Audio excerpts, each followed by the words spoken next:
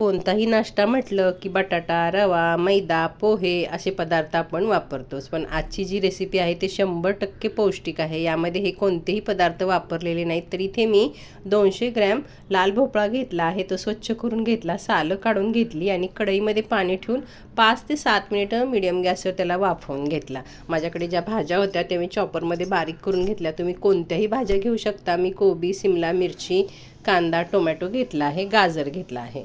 तर आता मी सुरुवातीला 2 मिरच्यांचे बारीक तुकडे आणि किसलेलं आलं टाकून परतून घेतलं. त्यामध्ये एक एक करून सगळ्या भाज्या टाकल्या. ज्या पण तुमच्याकडे भाज्या आहेत त्या भाज्या टाकून घ्यायच्या आहेत. एक टोमॅटो बारीक कापलेला, धने जिरे पूड अर्धा चमचा आणि काळं मीठ टाकलं आणि थोडासा चाट मसाला टाकला. याच्याने खूप छान चव येते रेसिपीला.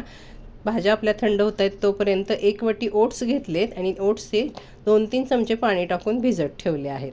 ओट्स भिजत आहेत तोपर्यंत आपण एक चटणी वाटून घेऊया. डाळ, मिरची, आलं, भरपूर कोथिंबीर आणि पुदिना टाकला आहे. तुमच्याकडे फक्त कोथिंबीर असेल तर त्याचीसुद्धा चटणी छान होते.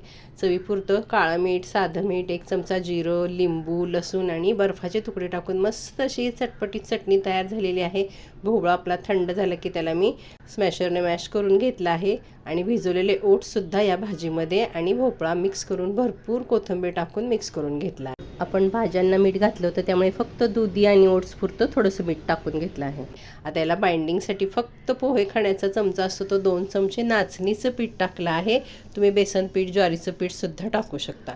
5 मिनिट भिजून दिलं आणि पाण्याचा हात लावून असे छोटे छोटे याचे पॅटीस करून घेतले. पॅनमध्ये तेल तापत ठेवलेलं होतं, त्याच्यामध्ये मी तीळ लावून हे पॅटीस भाजून घेतले. अगदी पौष्टिक असे हे पॅटीस. याच्यामध्ये बटाटा नाही, दही नाही, रवा नाही, मैदा नाही, पोहे नाही, असे मस्त असे हे पॅटीस आहेत.